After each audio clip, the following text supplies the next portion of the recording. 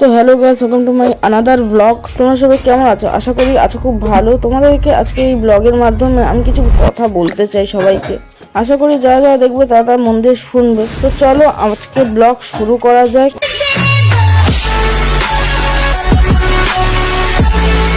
তো এখন বাজে ভোর 5টা, আর দেখতেই পাচ্ছ রাস্তাঘাটে কেউ নেই। আমি প্রথমবার ভোর 5টার সময় রাস্তায় বেরোলাম। কোথায় যাচ্ছি সেটাও বলছি, দেখতেই পাচ্ছ বাসে উঠে পড়েছি। তার আগে তোমাদেরকে জানিয়ে রাখি, আমার এই চ্যানেলটা brand new channel, please subscribe করে দিও। চলো দেখতেই পাচ্ছ আমরা বাস থেকে নেমে পড়েছি। সামনেই বাস দাঁড়িয়ে আছে আর আশপাশটা কত শুনশান। এটাই হচ্ছে সকাল 5টার মধ্যমগ্রাম চৌমাথার অবস্থা। তো যাই হোক, এই কনকনে ঠান্ডা শীতের মধ্যে উঠে পড়েছি যাওয়ার জন্য বাগবাজার। তোমরা সবাই নিশ্চয়ই দেখে বুঝতে পারছো কতটা শীত পড়েছে, কিন্তু তার মধ্যেও কেউ কেউ আজও সোয়েটার পরেনি। দেখতেই পাচ্ছি সকালবেলা আমি জীবনে প্রথমবারই ভোর 5টার সময় মধ্যমগ্রাম চৌমাথায় এলাম। এর আগে কোনোদিনও আমি মধ্যমগ্রাম চৌমাথায় এভাবে 5টার সময় আসিনি। তো দেখলাম রাস্তায় টোটো অটো খুব কম আছে। সকালবেলা মাত্র একটা টোটো, তাও আবার রিজার্ভে যাবে দেখ।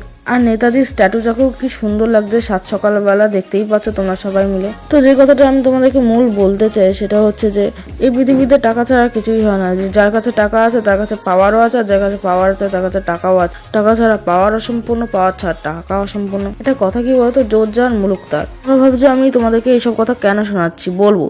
তার আগে তোমাদেরকে দেখানো যাক সকাল সকাল চাঁদটা কত সুন্দর লাগছে। কিন্তু আমার এখনো আজব লাগছে যে চাঁদটা এখনো ভিজিবল কি করে আছে। এই ভোর 5টার সময় চাঁদ দেখা দুর্মূল্য ব্যাপার। যাই হোক, এটা বোধহয় শীতেরই এফেক্ট। তো যাই হোক, গাড়ি করে যাব বাগবাজার, তার জন্য গাড়ির জন্য ওয়েট করে যাচ্ছি। একের পর এক দেখছি সামনে থেকে দীঘার বাস চলে যাচ্ছে।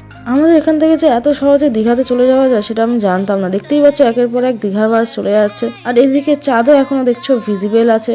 কিন্তু 6টার সময় চাঁদ এখনো কি করে ভিজিবল? চাঁদটাকে দেখে আমার একটাই কথা গাইতে ইচ্ছা করছে, বাইঞ্চ চাঁদ উঠেছিল গগনে, আহা চাঁদ উঠেছিল গগনে। তো দেখতেই পাচ্ছ 6:30 বাজতে যায়, আর এখনো আমি ওয়েট করে আছি। উপরে দেখছি চাঁদটা এখনো দেখা যায় কেন? সকাল 6:30 বাজতে যায়, এখনো চাঁদ দেখা যায়। যাই হোক, গাড়ি কোনো রকম আসলো। এইসব ভাবতে ভাবতে আমি গাড়িতে চট করে উঠে পড়লাম পট করে। এবার গাড়িটা আস্তে করে রওনা দিল, আর আমি এদিকে চুল ঠিক করতে করতে বাইরের ভিউ দেখতে শুরু করলাম। তো যাই হোক, এতক্ষণ অপেক্ষার পর গাড়িতে বসে পড়লাম আর দেখতে শুরু করলাম বাইরের ভিউ। তোমরা দেখতেই পাচ্ছ আমরা সবাই বসে পড়েছি গাড়িতে। তো যেটা বলছিলাম, এই পৃথিবীতে অনেক মানুষ আছে, আর অনেক মানুষের মধ্যে যদি কিছু কিছু মানুষ যদি আমার চ্যানেলটাকে একটু সাবস্ক্রাইব করে দেয়, তাহলে এই গরিবটার ভালো হয়। কারণ সত্যি কথা বলতে আমার চ্যানেলে যখন ভিউজ হচ্ছে না, তখন আমার একদম ভালো লাগছে না ভিডিও বানাতে, আবার নতুন করে কোনো কন্টেন্ট তৈরি করতে। তোমরা যারা কন্টেন্ট তৈরি করো তারা তো জানোই এই জায়গাটা কত। যাই হোক, আশেপাশের ভিউজ গুলো দেখতেই পাচ্ছ। আর এই হচ্ছে আমার প্রাণের প্রিয় শহর এয়ারপোর্ট, যেখানে আমি জন্ম নিয়েছিলাম। এই জায়গাটা আমার খুব খুব খুব খুব খুব প্রিয়। এই জায়গাটা আমি একটা মেন্টালি অ্যাটাচ ফিল করি। যাই হোক, আমরা পৌঁছে গেছি প্রায় ভিআইপি জ্যাম জটে। দেখতেই পাচ্ছ গাড়ি ঠাড়ি আটকে আছে। তো এখন বাজে সকাল 8টা, আর 8টার সময় দেখতেই পাচ্ছ কত জ্যাম জট রাস্তায়, ভিআইপি রাস্তায়। তো যাই হোক, যেতে যেতে খুব বোর হচ্ছিলাম, আশেপাশের ভিউ গুলো দেখছিলাম, সাথে দেখলাম সানরাইজ হচ্ছে। তো সানরাইজটাকেও এনজয় করছিলাম খুব ভালো করে, আর সেটাকেও ক্যাপচার করলাম ক্যামেরাতে তোমাদেরকে দেখানোর জন্য। কেমন লাগলো সানরাইজটা কমেন্ট করে আমাকে জানি। তো যথারীতি আমরা পৌঁছে গেছি বাগবাজার বলরাম মন্দিরের সামনে। এখানে দূর দূরান্ত থেকে মানুষ আসে দীক্ষা নেওয়ার জন্য। অ্যাকচুয়ালি দীক্ষা জিনিসটা ঠিক কি সেটা আমি ঠিক বলতে পারবো না, কিংবা জানি না। এটা আমার লাইফের প্রথম এক্সপিরিয়েন্স। আমি কোনোদিনও কাউকে দেখিনি সামনে দীক্ষা নিতে। তো আজকে আমি দেখবো কিভাবে দীক্ষা নেয় মানুষ। তো যথারীতি দেখছো আমরা বলরাম মন্দিরের সামনে দাঁড়িয়ে আছি। সামনে একজন দ্বাররক্ষী দাঁড়িয়ে আছে, আর বাইরে থেকে দেখতে খুবই সুন্দর লাগছে, একদম প্যালেসের মতন যেন। তো যথারীতি আমি ফোনটা নিয়ে ভিতরে ঢুকেছিলাম, কিন্তু আমি শুট করতে পারলাম না। তার জন্য I am very very sorry তোমাদেরকে, কারণ আমি ভিতরে করে দেখাতে পারবো না। কারণ আমাকে ভিতরে ব্লগ করতে না বলা হয়েছিল, তাই জন্য আমি ক্যামেরাটা বন্ধ করতে বাধ্য হয়েছিলাম। কিন্তু আমি যতটুকু দেখানোর সক্ষম হয়েছি ততটুকু তোমরা দেখে নাও প্লিজ। কখনো যদি আমাকে আবার ওখানে ভাগ্য টেনে নিয়ে যায়, তবে তোমাদেরকে চেষ্টা করবো ফুল দেখানোর, ভিতরে কি আছে না আছে। এর পরের বার আমি পারমিশন নিয়ে নেবো যাতে ব্লগ করতে দেয় ভিতরে গিয়ে। কিন্তু তার জন্য তোমাদেরকে আমার চ্যানেলটাকে লাইক, সাবস্ক্রাইব, শেয়ার করে দিতে হবে, কমেন্ট করে দিতে হবে, যাতে আমি নেক্সট বার ভিডিও বানানোর ইন্টারেস্ট পাই এইসব জায়গাগুলোতে গিয়ে।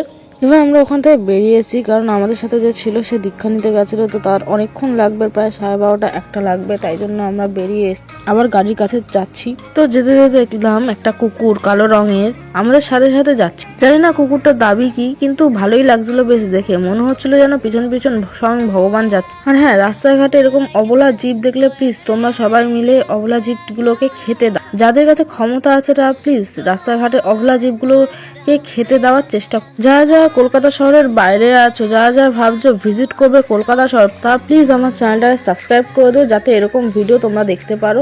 কলকাতা শহর ভিজিট না করেও ভিজিট করে ফেলতে পারো আমার চ্যানেলে এসে। তো এখন আমরা যাব গঙ্গার ধারে, গিয়ে কিছুক্ষণ ওখানে গিয়ে টাইম স্পেন্ড করব। যেতে মাছ কত 1 কাপ চা তোমাকে চাই বলতে বলতে চা খেয়ে নিলাম। এবার তোমরা দেখতেই পাচ্ছ আমরা গঙ্গার ঘাটের দিকে প্রবেশ করছি। এটা হচ্ছে তার মেইন গেট। উফ, একটা আলাদাই শান্তি এই জায়গাটা ঢুকতে ঢুকতে ফিল করতে পারছি আমি। এখানে কিছু লোক দাঁড়িয়ে ছিল, আমি দেখছিলাম। আশেপাশে যে দৃশ্যটাও খুব সুন্দর, গেটটাও খুব সুন্দর, পরিষ্কার পরিচ্ছন্ন গঙ্গার ঘাটটা। তো দেখতেই পাচ্ছ আমরা ভিতরে আস্তে আস্তে প্রবেশ করছি এবং প্রবেশেই একটা খুব শান্তি এবং একটা খুব মৃদু হাওয়া বয়ে চলেছে আশপাশে। তো যেতে যেতে একটা আশ্চর্য শান্তি ফিল হতে শুরু করলো মনের ভিতরে।